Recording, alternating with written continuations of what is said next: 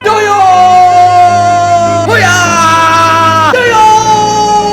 Hooyah! MIAMAFV!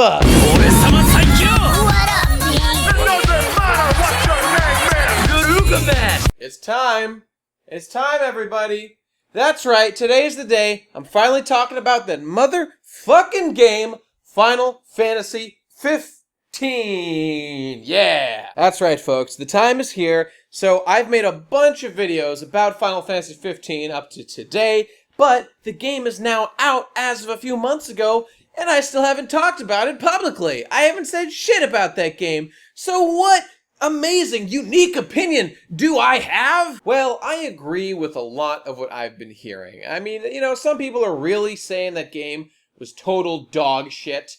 Other people are saying that the game was, fantastic. I've heard people tell me that that game is like a masterpiece. I kind of see where they're coming from, but obviously I don't fit into that camp as well. So, let's get into it. So the first thing to talk about when it comes to Final Fantasy 15 is the whole development process, the whole 10-year thing. How has that panned out? Have we gotten a game that was worth 10 years of waiting? I mean, most people weren't like me and weren't like sitting there waiting for this game to come out the whole time. And just so you know, I'm not really one of these people who's like so beat up by the fact that Versus 13 got canned and instead we got this abortion of Final Fantasy 15.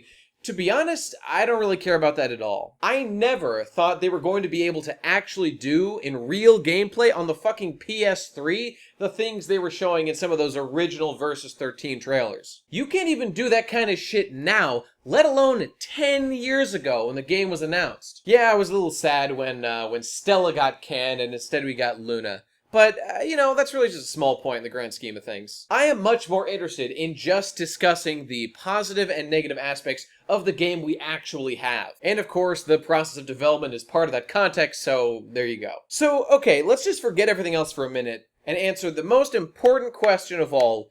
Is this game fun? That's really the most important question that makes everything else totally obsolete. And of course, everyone's gonna have a different answer to that in terms of how much fun they got out of this game. All I can do is give you mine, but I can also speculate as to what things I thought were good at achieving fun and what things were bad at achieving fun and what I would have done differently. So in regards to that, how about combat? Is combat fun? Well, I would argue that combat is hit and miss. So the big thing in this game is the teleporting strike, right? You hit triangle with Noctus, you do that warp, bam, you hit the boys. That ability is pretty cool, but the big problem I have with it is that this game's MP system, I feel, was constantly bottlenecking me from being able to do like the kind of fun, crazy action I wanted. The combat really suffers negatively from that combination of like action and RPG elements. The way they limit your moves by the MP you have left, like, does anyone think that's fun?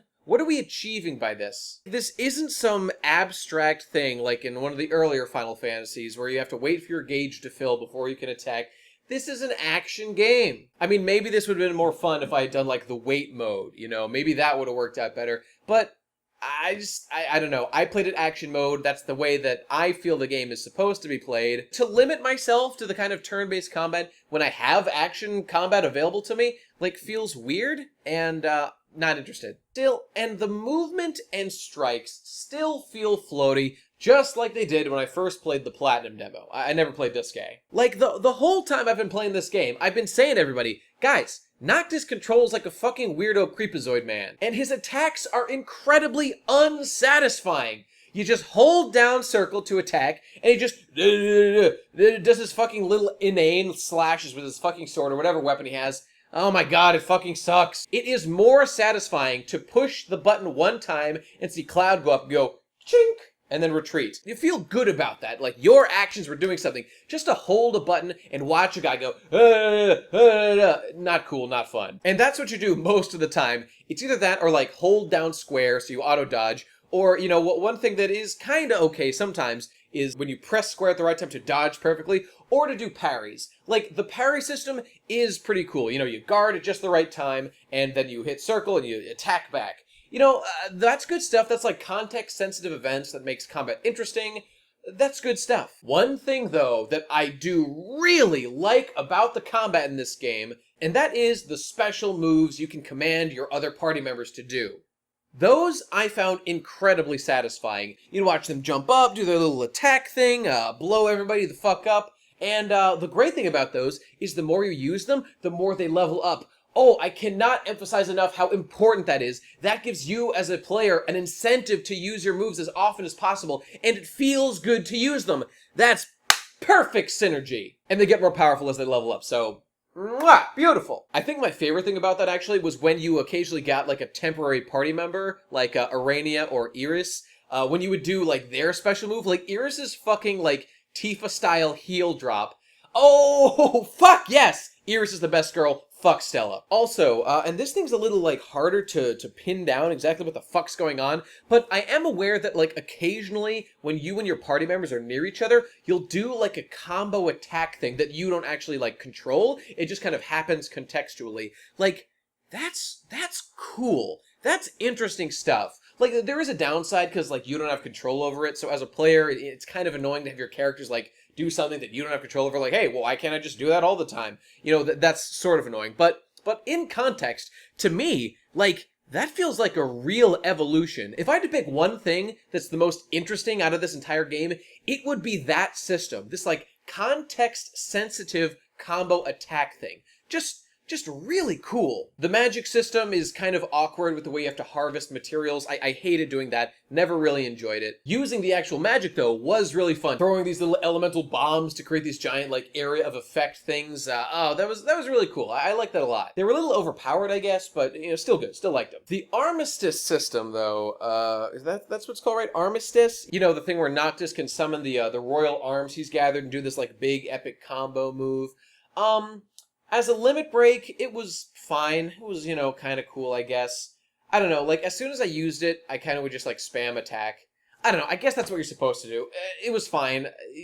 Kind of cool. Go Super Saiyan for a minute, sure. Just nothing particularly deep or that interesting about it. Maybe because it's just, like, one ability Noctis has, it's, like, not that interesting. Whereas in, like, hey, Final Fantasy VII, like, everyone has, like, a bunch of limit breaks. Final Fantasy VIII, they have a bunch. In Final Fantasy IX, they have a bunch. You see where I'm going. This really pervades throughout the story. Noctis's powers are cool, but quite limited. Like, really from the start, you know what this guy's going to be able to do. And even with the Ring of the Magi you get later, I don't know, like, those are okay. I just never felt like Noctis was really that cool of a dude to use, you know? Just not that fun. Like, really, his main thing is the teleport strike. Yeah, you know, it's fun. You know, it helps me move around faster, but I don't know, is it really that cool? I literally think Squall having a gun blade that you can press R1 to trigger when he attacks is cooler than Noctis being able to teleport.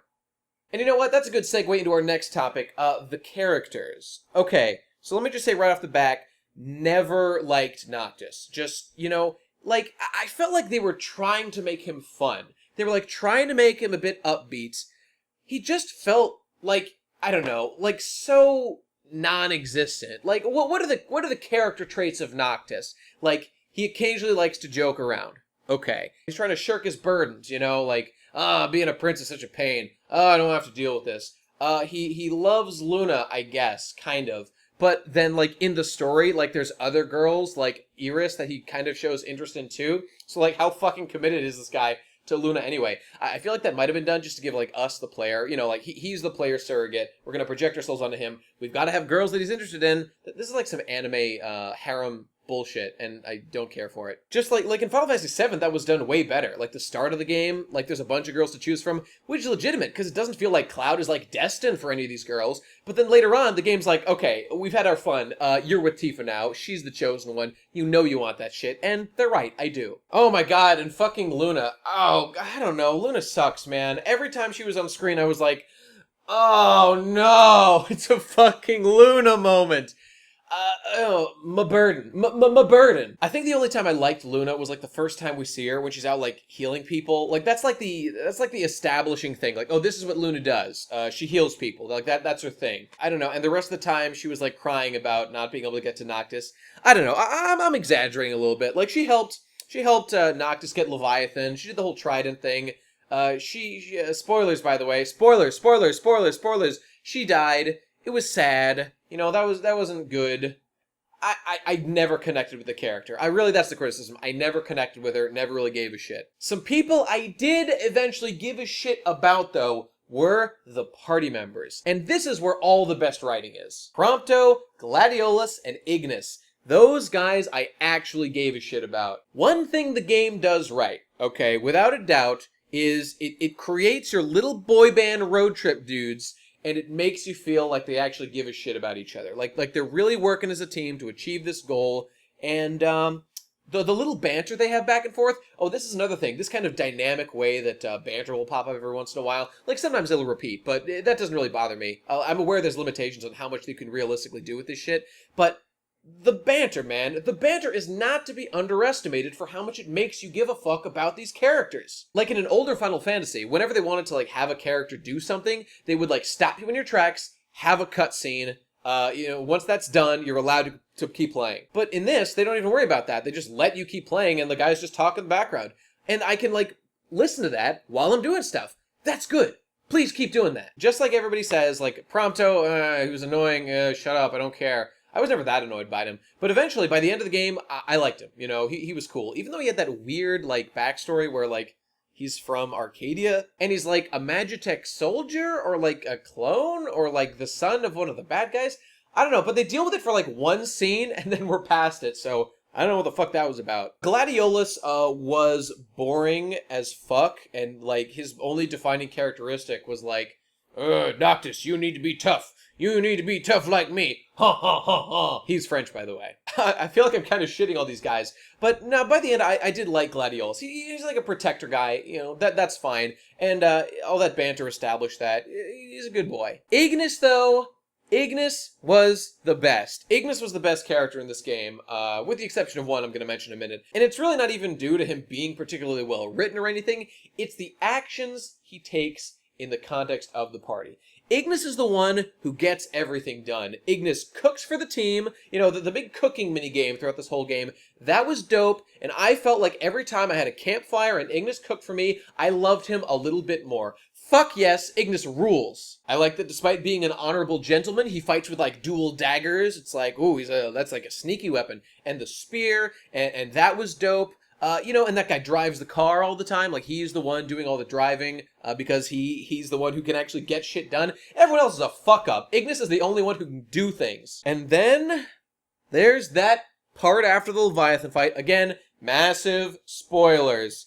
When Ignis fucking lost his eyes, holy shit! And the way you have to play the rest of the game with him fucking hobbling around. This literally happens in the game. He's hobbling around like, where the fuck is everyone? I can still fight. I can still be a real party member. And the way he this breaks my fucking heart. The way he lunges and tries to fight enemies with his weapons, even though he's fucking blind and he doesn't know what the fuck's going on. Holy shit. That was some of the best game design for this type of game I've ever seen. 10 out of fucking 10 for having the balls to do that kind of thing.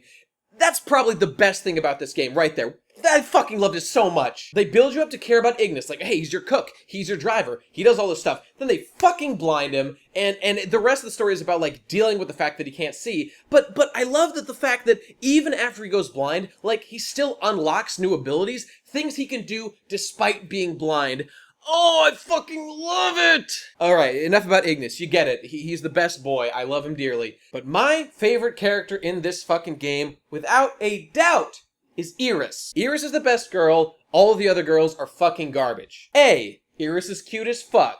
B. Iris loves Noctus. C. Iris knows how to kick ass. D. She gives you a sweet-ass gift. And EFG, whatever the fuck to the end, she's so cute! I love Iris! I love that she's Gladiolus' little sister. I love how Gladiolus is kind of encouraging Noctus, hey, Noctus, come on, dude, give her the flowers. Remember that side quest where you have to go get flowers for Iris? And Gladiolus is like, hey, dude, she wants your dick. Come on, go get with her. Fuck Luna. Though, that's kind of fucked up now that I think about it. Why is Gladiolus encouraging that, considering Luna is the girl with Noctus? Was that after she died? I don't fucking remember. When she joins your party for a bit and is like, that's what an Amacita does, or whatever the fuck their name is. I'm an Amacita. We're brother and sister. Fuck yeah.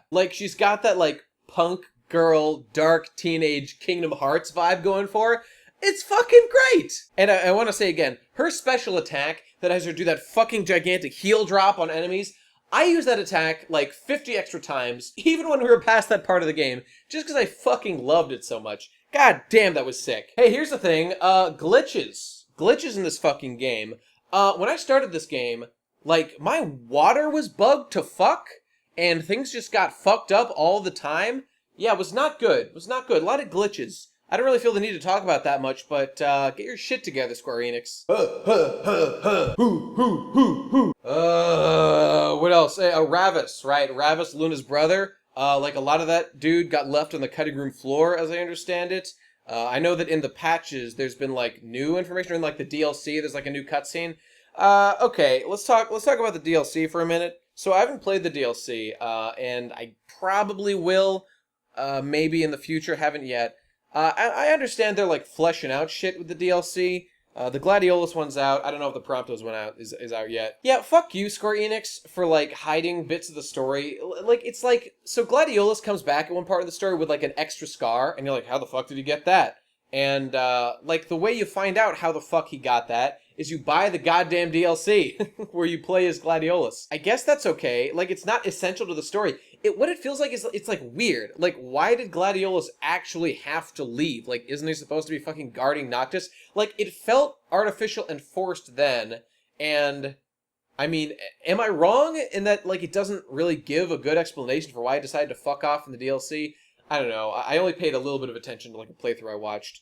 Fuck it. But, like, this is the thing, right? Like, the game is incomplete. The game is incomplete. It's missing shit. They're adding shit in now. Like, the shit where the Emperor got turned into a demon and is a boss. What the fuck was that? As I understand it, I think that was either added in the Gladiolus story. Yeah, in the Gladiolus DLC. There was, like, more info given about how the Emperor became that demon thing that you kill, and makes it slightly less ridiculously fucking retardedly anticlimactic when you beat him. It's like, oh, we killed the Emperor? That was the Emperor? Oh, well, cool. Who else? Argus. Let's talk about Argus. Argus was okay. People are fucking saying that, like, Argus is, like, the best Final Fantasy villain, or, like, Argus is up there with Kefka, because he won, dude! He fucking won! Yeah, he won, but it's the design. I fucking hate his design. He looks like a worse version of, like, a fucking Seymour Guado from Final Fantasy X. And I know that sounds crazy, but it's like the weird layers of clothing he's got. He does not look intimidating. The one thing I like about him is his hair. I like his big poofy hair. That's cool. I don't know. I can't take him seriously as a villain. Even when you fight him in the end as the final boss, I don't know, man. I was never into it. I was never into that guy as the villain. Like, I get it. I get it, right? He had this whole big backstory where, like, he's, like, the original king, or he was, like, a friend of the original king, and, like, he'd been made to suffer, and, like, he created demons because he wants revenge on the king of the Luci. So, like, oh, so it totally makes sense why he was fostering Noctis's growth, so that he could, kill the king at his most powerful, and, like, destroy, like, the chain of the Luci king. Like, I got it. Everything he does make sense, and he was successfully able to defeat the king of the Luci at its most powerful, Noctus. Because Noctis fucking died at the end. I don't know what to tell you, man. I just was never intimidated by him. I like his voice, though. I really like his voice. It was, like, the best voice of the game, so there you go. Hey! Let's talk about a fantastic thing about this game that I loved. And it was collecting the 13... Was it 13? The weapons of the other Luci king. Am I using that word right? Luci king? Whatever. You know the thing. The royal arms. Collecting them. Collecting them at the beginning of the game was fantastic. The game was, like, so simple, you know? It didn't have any of that crazy complexity that Final Fantasy often would. And in this case, that was really refreshing. I really liked that. You just had a simple goal, like way back in, like Final Fantasy 1 or whatever. You just gotta get these weapons to get really strong. That was something you did in Final Fantasy 2? No, 5. In 5, you went and did that shit. You do it in a bunch of them. In any case, I really enjoyed my time chasing down all the royal arms. And getting the last one, which involved going in this, like, crazy endgame dungeon. Not quite endgame, but close to the end of the game. Super hype. Super difficult. Super fun. Really enjoyed it. But that brings me to another issue about those dungeons. So, like, there's a lot of, like, really high-level endgame dungeons you can do, or there's a bunch of them. And I never did any of them because they bored the ever-loving shit out of me. Doing that one for the Royal Arms was like a gauntlet, and was really challenging, and I was willing to put up with how long it was, and I finally beat it using, like, all my fucking healing items. That was cool, did it, got my weapon, completed my collection, felt great. But I just feel absolutely no desire to do any of like the high level shit. And it's for a bunch of the reasons I've already talked about. A, the combat is just not fun to inherently do. And there's some other issues I haven't talked about before, like the game is either incredibly easy, where you just, you can kill everything easily, or you get into a mode where like it gets to be hard, and what that translates to is you either have to spend a lot of time waiting for your MP to recharge, doing nothing, which is really fucking annoying, or you can spam items and never die. And if you just have enough items, you will never die, you will win every fight, but it's going to be agonizingly slow and fucking suck. I really do not feel like this game ever hit a groove of like being comfortably difficult for me. And really, like, that's kind of the most important thing. That's the thing that like makes you happy to keep playing and like explore the story and get into the lore.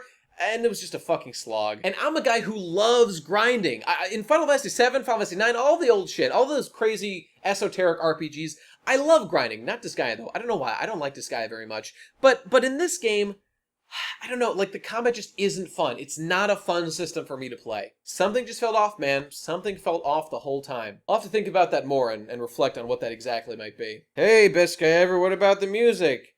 The music was fine. I don't know. I don't give a shit. I do think it's like less catchy than other soundtracks in the game. Well, I mean, okay, to be fair, I'm totally biased here because I'm a guy who's been listening to the soundtracks of the old Final Fantasy games for like 15 years, 20 years or something. So like maybe in time I would find this soundtrack to grow on me. But like one of the things I love about the old Final Fantasy soundtracks, right, is that they bring me to that moment when I was experiencing that thing in that game. And like, I don't know, you could argue that this is nostalgia, but I just think it's evidence of like the more impact that those moments had. Like you know, if you listen to my my video about the Final Fantasy music songs and like the top 10 songs, like my description of Eyes on Me, for example, as my second favorite song in the entire series. Like, there's so much complexity going into that song, and it has so many ways it's used throughout the soundtrack. Like how many times is Somnus used in like an impressive way in this game? Somnus fucking sucks. I don't know. It's all fine. It's all fine. I don't give a shit. Environments. The environments were cool. I like the environments. They're fine. I don't care. Moving on. What about Kingsglaive? I don't want to talk about Kingsglaive. What about Brotherhood? I don't want to fucking talk about Brotherhood. If you want to hear more about those, there may be a video coming out in the next couple of months where I discuss that with some friends. God, what else? What else? I don't fucking know. How about, the summons? Hey, those were cool, right? How about those big old astral summons? Okay, let me tell you, the summons were cool, right? I like what they're doing with the summons. They are interesting, but the problem is they're also fucking garbage. The problem with the summons, and this is a problem in throughout this game, and in this kind of way, is that you feel like you just don't have control over them.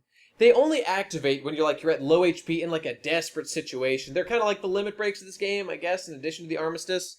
They fucking suck. They look great. They deal massive damage. But when you can't control when you're going to use them, when you don't have like a gauge that you build to be able to choose them, it's just like, oh well, I guess the game's going to like let you summon now. Oh, Plus I got real fucking sick of those same animations over and over. But I mean, who am I to talk? I played the original like Final Fantasy 7 and summoned those things 1,000 times. Maybe it's just more charming in like that old school like shitty poly version as opposed to this like high res thing. Like to see a high res thing over and over, I don't know, it wears on you a little more? I don't know, this is a silly point. But what was super cool, like the one good thing about that is that by doing it that way, the game was able to sort of surprise you with times that you could summon something to make something unexpected happen. Like at the end of the game, after you've, met the crystal and you did all that good shit, when you're fighting Ifrit, like the one Eidolon who is not on your team, who has joined up with the bad guy. Arden, yes, I totally didn't forget his name. I really liked how that's the one time in the game you get to summon Bahamut. And like it does this like special thing where he summons a bunch of swords and Ifrit does this incredibly like goofy looking like parkour shit off the swords. Like, I don't know, like Ifrit seems like way less powerful than Bahamut. I don't know why Bahamut wasn't able to just kill him. But pretty soon after that, after the boss fight with Ifrit, which was pretty fun. I enjoyed that boss fight, within the context of the kind of shitty mechanics of this game. To then do it again, to summon now Shiva this time, and Shiva has this, like, special relationship with Ifrit, I guess. Fire and Ice, Ooh, so romantic. And she gives him, mwah, the kiss of death. That was a cool moment. I did like that. And, you know, that shit during the final boss fight when, like, you know, Noctus goes full god mode and activates the power, like, the loosest kings. And then he has, like, the royal arms, and he's flying around the sky going Super Saiyan, fighting against Arden. Kind of sucked. Like, they did that shit during the Leviathan fight, too, and, like, it's like a whole new kind of gameplay. It's kind of like a, I don't know, you're flying in space. Kind of like, you know, the one, the Kojima one, Xenogears? No, fuck. Zone of the Enders. Zone of the Enders. That's what I'm trying to think of. It's not really that much like Zone of the Enders. But anyway, that combat was really imprecise, which is a problem in this fucking game. Did not really enjoy it and kind of sucked shit. Like, ooh, so epic. Look at all the epic things I'm doing. Guys, when we're just, like, given the power to do epic things by moving the fucking stick, it doesn't, like, feel rewarding. It's just like, oh, okay, now I have, like, god powers. Whatever. It makes it feel cheap. I don't know, man. I just wasn't into that shit. Like, Kingdom Hearts 2, for example. Like, yeah, it's got some, like, gimmicky shit. You know, it wastes your time with, like, a couple of, like, space battle type things. But, like, everything core about that game, all the boss fights are fucking one-on-one goddamn Keyblade duels. And that's what the game is built around. Like, I don't want my climactic big moments to be spectacle pieces. I fucking hate spectacle pieces. It's a waste of time. It's a waste of weed. God, why have you forsaken me? They deliberately leave out story bits to include in DLC. Like, really, just cut it right out. Like, in the game, we're just told Ignis went blind during the Leviathan attack. You have to buy his DLC to find out? That's bullshit. Oh, man.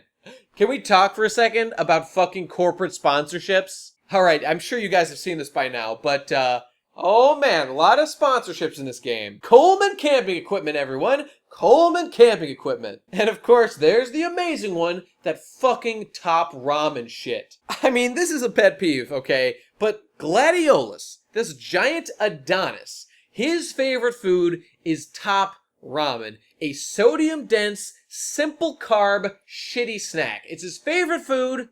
Come on. Like, I legitimately enjoyed the quest to get a kind of beef that Gladiolus wanted to eat. But, like, the way that it's stuck into this Top Ramen plotline, oh my god. Like, am I supposed to enjoy that? Am I supposed to enjoy being shilled about Top Ramen? Like, I'm laughing at it ironically, but, like, what's happening here? Let me die. This is how I feel about this game. Alright, we're gonna stop it there. That's it. That's what you got for now.